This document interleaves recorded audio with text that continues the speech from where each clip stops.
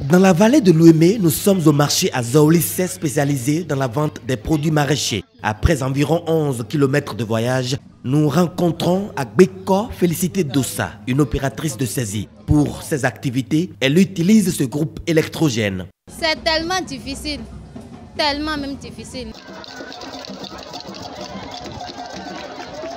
Pendant ce temps, la délégation gouvernementale conduite par le ministre Donald Jean-Claude Oussou, le préfet Joachim Apiti et autres use de tous les moyens pour mettre fin à ce calvaire de la jeune opératrice de saisie et des populations de 7 villages de l'arrondissement de Gbeko.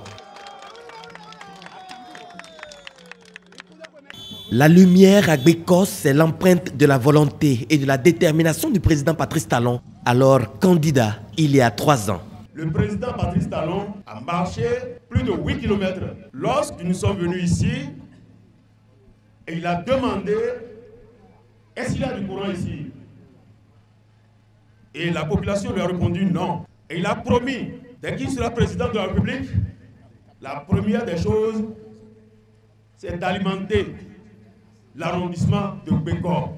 Dans cette mission, la SBEE a construit le réseau HTA sur 7,5 km jusqu'au bord de la lagune. Les 7 villages totalisent 1400 mètres linéaires de réseau mixte, 9,8 km de réseau basse tension, 5 transformateurs et 60 lampadaires. À titre indicatif, 1300 ménages seront impactés avec un bonus prévu par le président Patrice Talon pour les populations. Le chef de l'État a instruit afin que les branchements soient pratiqués à coût réduit, à moitié prix, c'est-à-dire 90 000 francs seulement au lieu de 180 000 pour permettre à toute la population de Gbeko d'avoir l'électricité. Je voudrais exhorter mes compatriotes de Gbeko à souscrire massivement à leur police d'abonnement pour avoir leur compteur et jouir de ce bien de développement.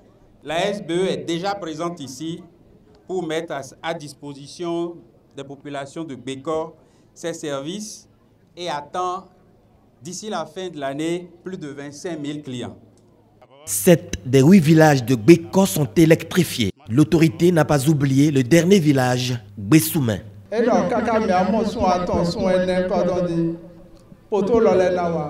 Il a promis l'implantation des poteaux électriques et leur mise en service pour 3 mois.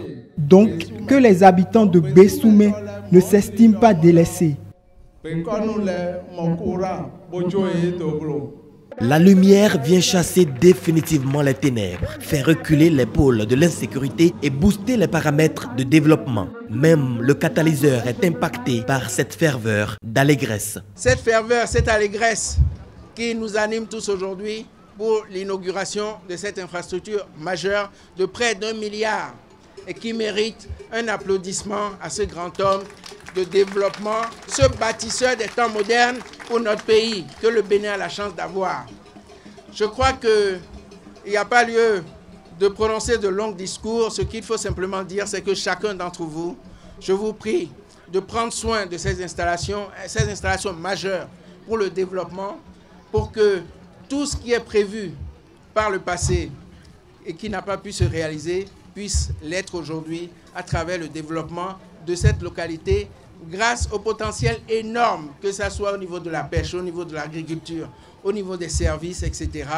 Et je crois que je fais le pari que dans quelques années, quand nous allons revenir ici, le visage de Gbeko va changer littéralement et ses habitants auront la joie de célébrer le passage d'un homme. Pour Félicité et ses autres compatriotes, les actes parlent d'eux-mêmes et il faut rendre à César ce qui est à César.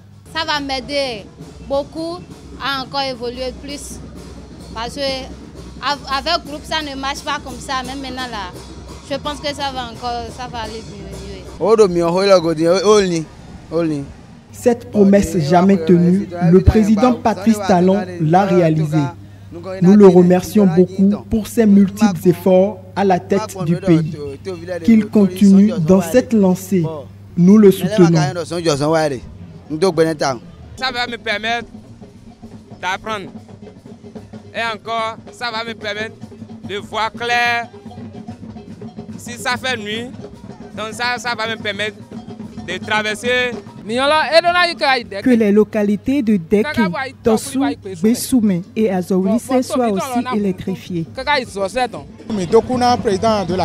Tout en remerciant le président, nous lui demandons de penser à nos routes.